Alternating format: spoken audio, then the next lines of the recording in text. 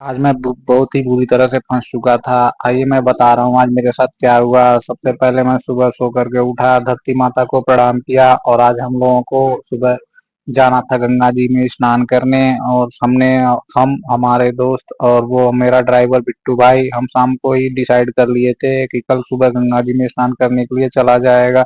सुबह मैं उठता हूँ, गाड़ी को बाहर निकालता हूँ, फिर मैं बिट्टू भाई को फोन करके बुला लेता हूँ और अपने चाचा के लड़के नीरव को भी फोन करके बुला लेता हूँ।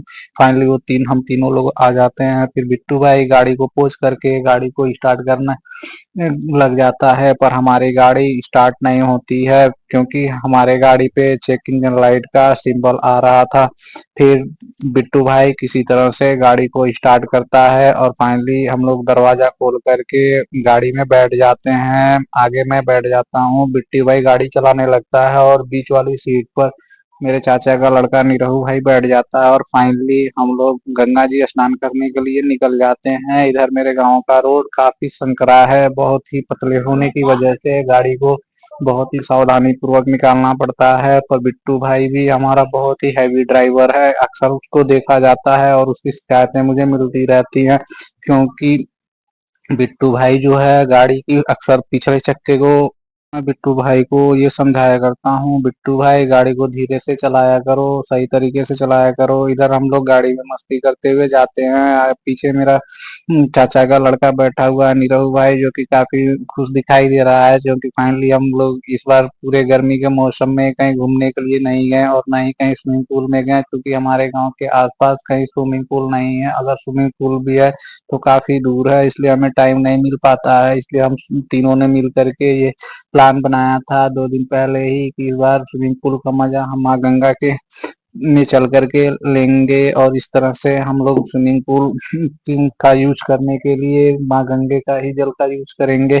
और फाइनली हम लोग निकल लेते हैं और हम जैसे ही घर से बाहर जाते हैं, कुछ दूर जाने के बाद एक रोड पर ही किसी भाई की गाड़ी खड़ी होती है। फिर मैं नीरव भाई को बोलता हूँ, भाई जा करके गाड़ी को साइड कर ले। फिर देखते हैं कि जीप की गाड़ी होती है, भैया दौड़ते हुए आते हैं। मैं उनको मना भी करता हूँ, भैया आप रहने दो, हम गाड़ी हटा लेंगे, पर भैया नहीं मानते हैं, दौड़ते हुए आते हैं और अपने गाड़ी को रोड से नीचे उतार देते हैं।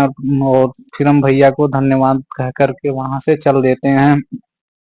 हमारी गाड़ी का एम्पलीफायर और बेस ट्यूब नहीं बज रहा था, फिर मैं बेस ट्यूब को सही करने में लग जाता हूँ। इधर बिट्टू भाई गाड़ी को चलाने में लग जाता है और पीछे बैठा हुआ मेरे चाचा का लड़का निरहू, जो कि उसकी जीएफ का फोन आ जाता है, वो उनको लपेटने में लग जाता है। मैं उसको काफी मना करता हूँ कि भाई हमेशा बातें मत किया करो, लेकिन तो इस चीज को नहीं मानता है। फिर बिट्टू उसकी बातों को सुन सुन के हंसता रहता है और मैं अपने बेस ट्यूब को और एम्पलीफायर को सही करने में लग जाता हूँ। फिर कुछ दूर जाने के बाद हमारे सामने कुछ भैंसे आ जाती हैं और वो रास्ते को ब्लॉक कर देती है।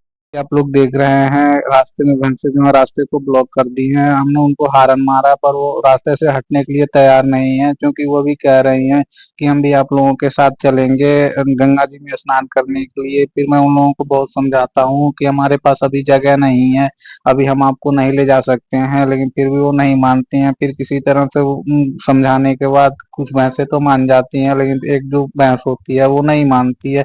वो कहती है कि नहीं, हमें आपके साथ ही चलना है, इस गाड़ी में ही चलना है। फिर हम उनके पैर पकड़ते हैं, फिर वो मान जाती हैं और रास्ते से हट जाती हैं। फिर मेरा बिट्टू भाई गाड़ी को धीरे धीरे आगे बढ़ाता है और हम आगे के लिए चल देते हैं। फिर हमारा बेस ट्यूब भी बजने स्टार्ट हो गया था। फिर हम गाने का आनंद लेते हुए चल जाते हैं। फिर हम पहुंच जाते हैं बंधे पे। इधर ये बंधा जो आपको दिखाई दे रहा है, ये आजमगढ़ और गोरखपुर के बॉर्डर के बीच का बंधा है। इधर आजमगढ़ की तरफ जब हम देखेंगे तो पूरा खुला व्यू दिखता है, क्योंकि ये जब बारिश होता है तो पूरा भर जाता है।